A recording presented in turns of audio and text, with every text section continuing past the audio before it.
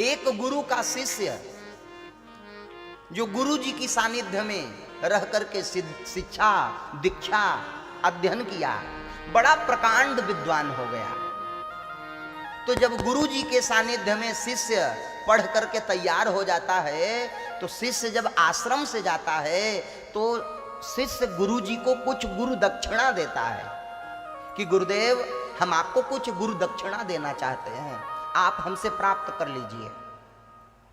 तो शिष्य ने भी कहा कि गुरुजी हम आपको कुछ दक्षिणा देना चाहते हैं, गुरु दक्षिणा आप स्वीकार कर लीजिए। गुरुजी ने कहा बेटा ऐसा करो, तुम मुझे एक गुरु दक्षिणा दो, एक गुरु दक्षिणा दो, चले जाओ रानी दमयंती के पास, रानी दमयंती के पास चले जाओ और रानी दमयंती का जो कर्णफूल है, कान में जो धारण करी हुई है, उसी कर्णफूल को लेकर के आओ। तो बोले ठीक है गुरुदेव।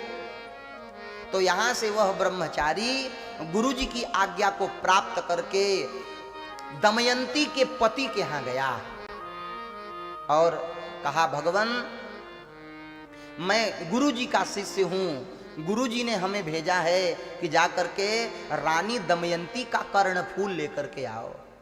तो राजा ने तुरंत ब्रह्मचारी के चरणों में प्रणाम किया और कहा भगवान हमारे आप अंतःपुर तक चले जाइए, हमारे यहाँ किसी ब्राह्मण को रोक टोक नहीं है कि आप यहाँ जाइए यहाँ ना जाइए। महाराज आप अंदर चले जाइए और अंतःपुर में रानी दमयंती हैं, उन्हीं से आप उनका कर्णफूल मांग लीजिए, वो आपको दे देंगी, समर्पित कर देंगी।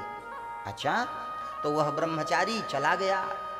तो ब्रह्मचारी ने देखा कि रानी दमयंती की सखी दिखाई पड़ रही थी, जो परिचारिकाएं थीं, जो सेविकाएं थीं, वो दिखाई पड़ रही थीं। उस ब्रह्मचारी ने पूछा अरे देवियों मुझे रानी दमयंती से मिलना है। बोले ब्रह्मचारी यही तो बैठी है रानी दमयंती, जरा ध्यान सुनना। ब्रह्मचारी से कहा रानी दमयंती यही तो बैठी हैं, लेकिन उस ब्रह्मचारी को रानी दमयंती दिखाई नहीं पड़ रही थी।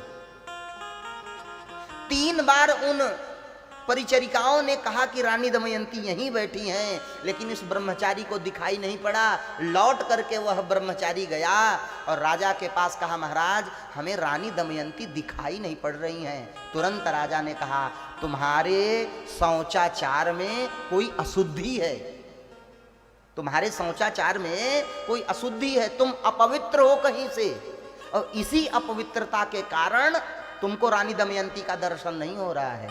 तब ब्रह्मचारी को याद आया अरे राम राम, मैं रास्ते में जब आ रहा था तो मुझे भूख लगी थी और हमने फल खाया था, और फल खाने के बाद हमने आचमन नहीं किया, हमने कुल्ला नहीं किया, इस कारण से रानी दमयंती हमें दिखाई नहीं पड़ रही हैं।